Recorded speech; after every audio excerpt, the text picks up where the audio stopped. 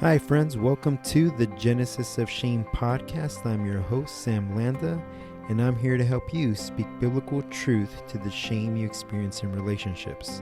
My hope is that you grow in your understanding of how shame impacts you so you can learn how to connect with God and others.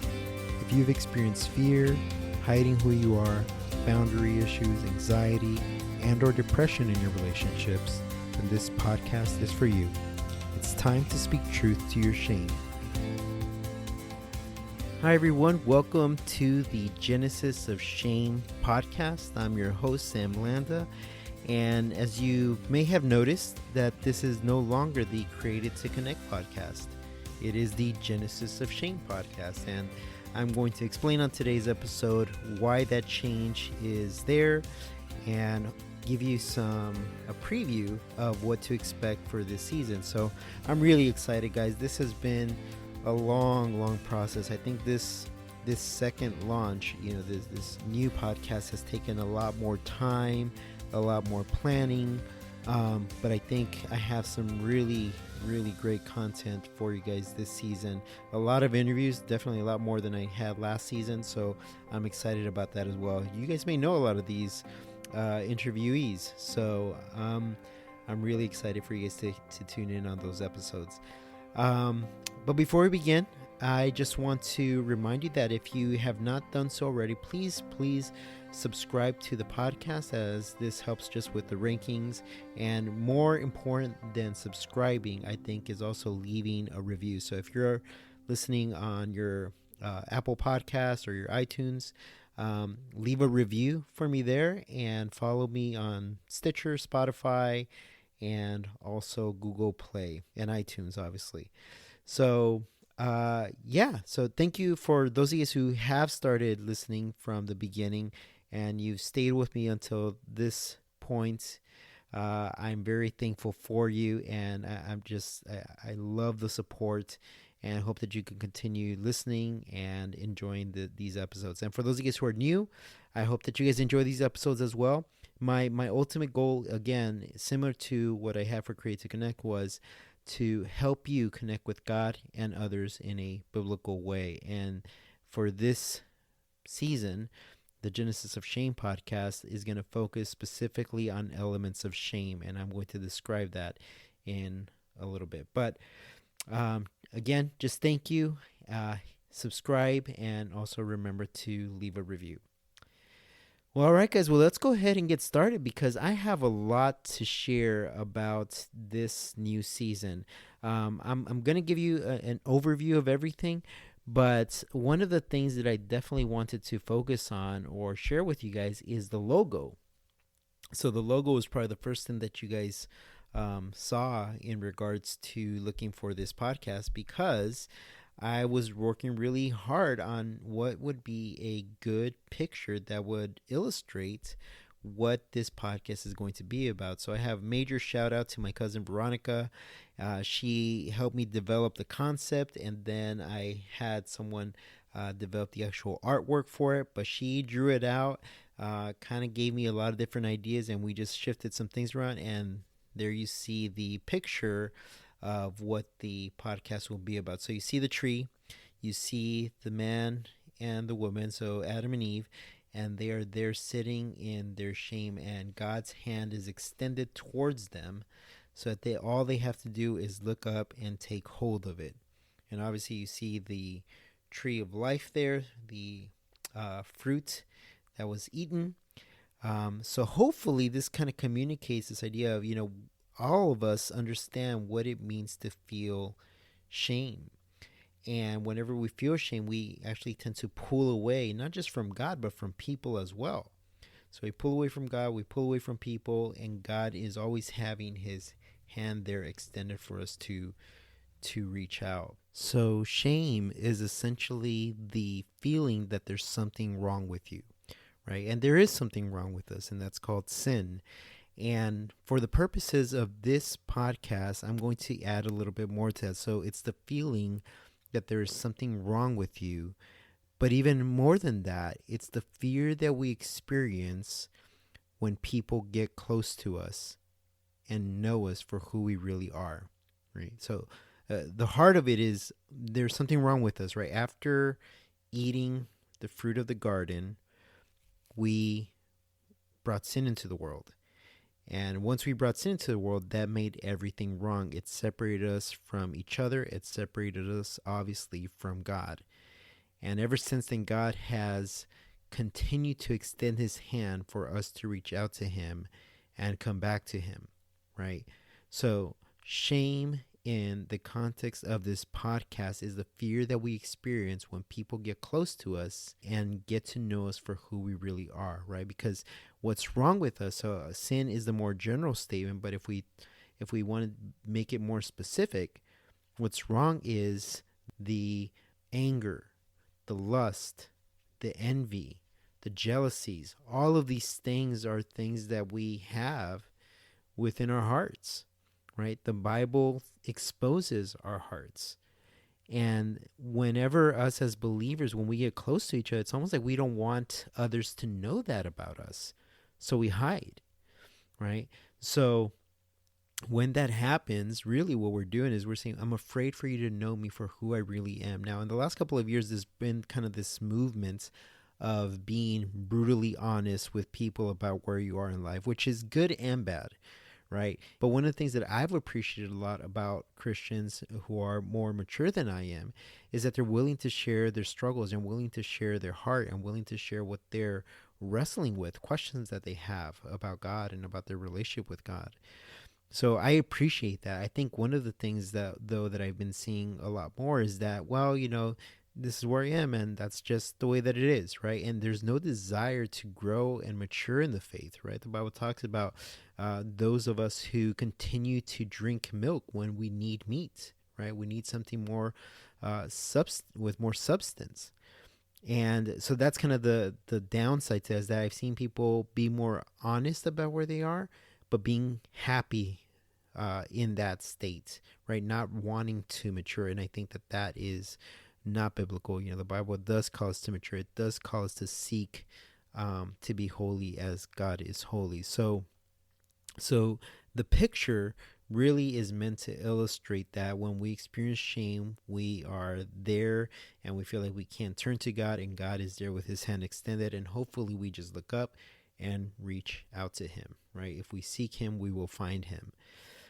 So that is just the logo or the picture itself. Now, let me go through how this, the theme for this podcast kind of came to be. And really it started back in Genesis, right? The genesis of shame. So I'm going to read a couple of verses from Genesis chapter 3, because this is where the theme of this podcast came to be. So Genesis chapter 3, and I'm going to read from verse 9 to about 13. And this illustrates kind of how I thought about what I wanted to touch on in this podcast, in this season. So the word of God says, "But the Lord God called to the man and said to him, 'Where are you?' And he said, 'I heard the sound of you in the garden, and I was afraid, because I was naked and I hid myself.' He said, 'Who told you that you were naked? Have you eaten of the tree of which I commanded you not to eat?' The man said, 'The woman whom you gave to be with me, she gave me the fruit of the tree, and I ate.' Then the Lord God said to the woman, 'What is this that you have done?' The woman said, 'The serpent deceived me, and I ate.'" So if you can start piecing everything together, here are the themes, or here are the topics that stem from this passage, which are the things that I'm going to be focusing on this season. So let's start there with verse 10. And he said, "I heard the sound of you in the garden." Okay. And this is really important, because I'm thinking to myself, for someone to hear, for Adam to hear the sound of God in the garden, God had to have been close. God had to have been close to him in order for him to hear him, right? And as God gets closer to Adam, obviously he senses that closeness more and more. He could hear him more and more, right? And the connection I start to make is how when people get close to us, how do we respond, right? Well, let's look at Adam. It says, "I heard the sound of you in the garden, and I was afraid." Okay, why were you afraid? Because I was naked, right? And I hid myself. So there's these three elements here that really paint the picture for me, at least, even in my counseling experience and my teaching experience and working in ministry, is that it's hard to get close to people now. I don't know if you guys have noticed that, but now to develop friendships and relationships, even godly ones, right, within the church, it's so hard because we respond or we relate from fear, and we relate from fear because we're afraid that someone is going to see us for who we really are. That's the because I was naked part, right? Being naked is who you really are, right? So when people get close to us, we get scared because we don't want them to know who we really are, right? Maybe the people around you have a very positive impression of you, and you don't want to ruin that reputation or that perception that they have of you. So as they draw closer and closer and start asking you more and more personal questions, they start to see more and more of you. Essentially, you naked spiritually, right? They're able to see your flaws. They're able to see what gets you upset. They're able to see your anxieties, your fears, right? And something we don't want for people to see that. So we're scared because we don't want them to see that. We're scared of what they're going to find. We're scared of what we're going to find sometimes, right? Sometimes we don't even know what's deep down in our hearts. It's very interesting to see how relationships grow, right? When two people are dating or thinking about dating, they're trying to get to know each other, and they talk about all the generalities and all the superficial type stuff, and then they'll address some of the more difficult topics, right?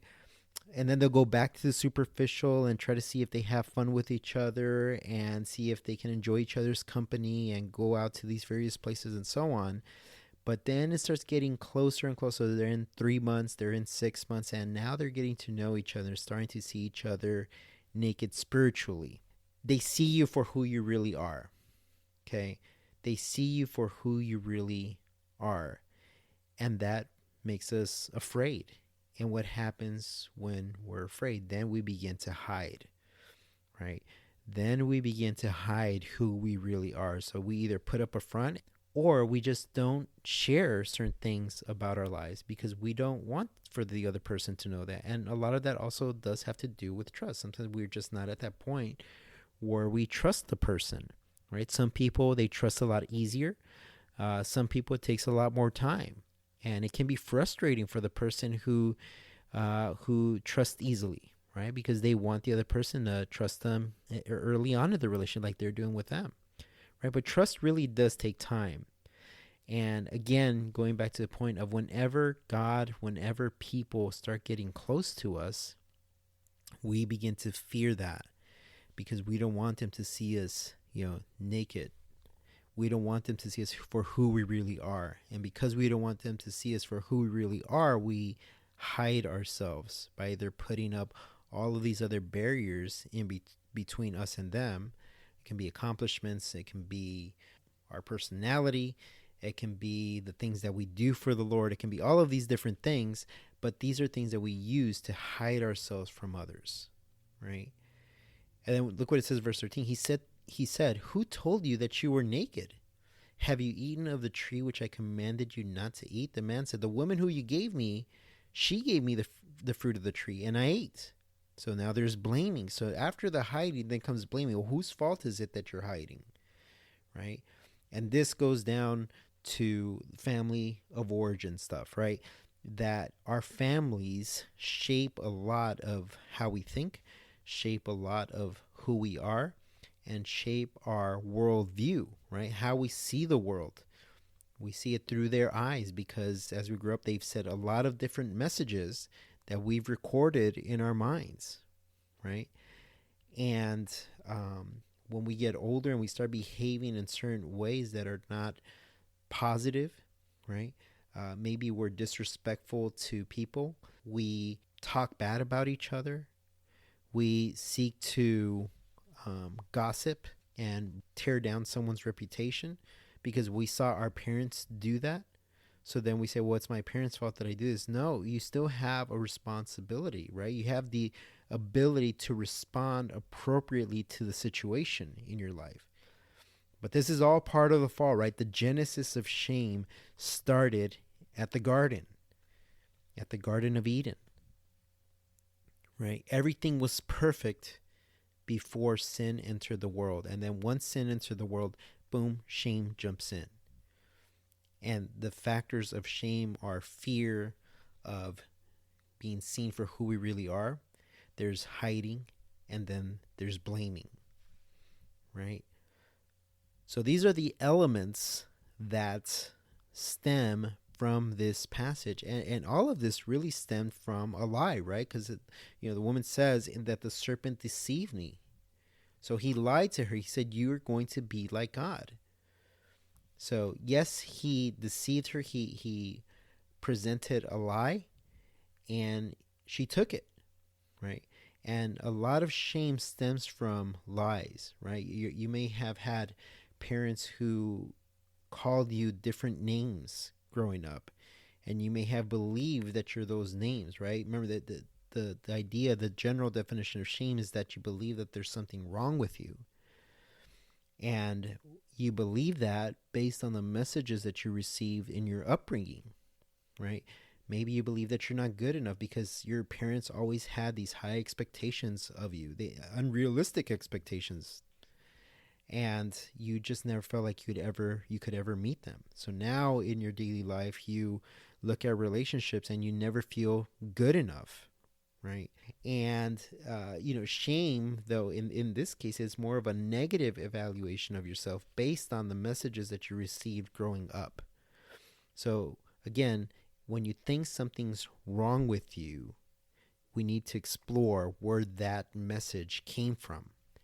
And like I said, it typically comes from your childhood. And it doesn't always have to be parents, but parents have a strong influence on the types of messages that you accept as part of your identity. But it can also be your siblings. It can also be your classmates as early as preschool and elementary school. Definitely during middle and high school, right? So these messages are the things that we believe and we make as part of our identity. And that can always be very, very difficult to change. Not impossible, just difficult. So that is where the direction of this podcast is going, is focusing on these different elements and seeing how all of it applies to our daily lives and how we can deal with it. So hopefully this season, one of the things that I'm hoping to provide you with is real life examples through the interviews and through how it manifests itself in different areas of our lives. So, it can happen in your family, it can happen in church, it can happen in school, it can happen in your friendships, in your romantic relationships. It can happen in all of these different areas where one of the key factors that you need to pay attention to is how do you respond when God gets close to you. I think one of the reasons why people avoid reading the Bible is because they're afraid of what God is going to see. Not that God doesn't know, but we're afraid. It's a weird type of fear because we're afraid that God is going to see what he's already seen. And we know that he sees us for who we are, and we know that he knows our hearts, but for some reason we still fear that. And I think what we ultimately fear is being rejected, right? And the same thing applies with people, that as people get closer and closer to us, we fear that if they see us in as who we really are, that they will push us away or that they will reject us, right? And all of that is attached to shame, right? So not only do we fear them getting close to us, but then we begin to hide. And some people hide behind their accomplishments. They hide behind their personalities. They hide behind what they do for the Lord. All of these things are factors, are things that people use. Others just don't share those negative areas of their lives, so they hide that way. They only show the positive, right? And then if they are found out and they are known for who they really are, then it becomes a blame game, right? Well, whose fault is it that you do that? Oh, it's so and so's fault. And this is not to say that our parents, our friends growing up, or our siblings, or any negative experience that we have as children doesn't affect us. This is just to say that we seek to blame people for who we really are, right? And like I said before, we want to be open and honest with each other, but there is trust that does need to be developed. And we don't want to necessarily hide from others. We want to be known. That's the paradox here, is that we want to be known, but at the same time, we don't want to be known. I think we want to be known, but we want to find who is safe enough for us to share those parts of our lives, right? Because God already knows. So he's safe enough, but we have believed the lie that he will reject us if we come to him in humility to share what we have going on in our hearts. And again, all that goes back to Genesis, where we experienced shame. So you may have experienced shame in different ways. So you may have fear of relationships. You may have been hiding who you are in your relationships. You may have experienced a lot of anxiety, maybe even depression, because of this process of hiding. And that's not good for your Christian growth, right? So you need to allow for God to change your heart from the inside out. And the way to do this is to bring everything to him and confess it to him and confess it to your brothers and sisters, people who you trust and people who are safe, and allow for God to start doing the work in your heart.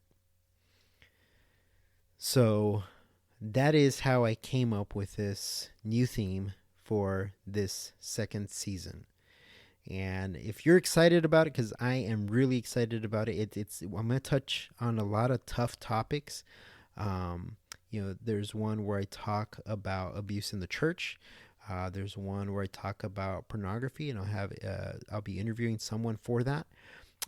There's others that I talk about all abuse in different forms.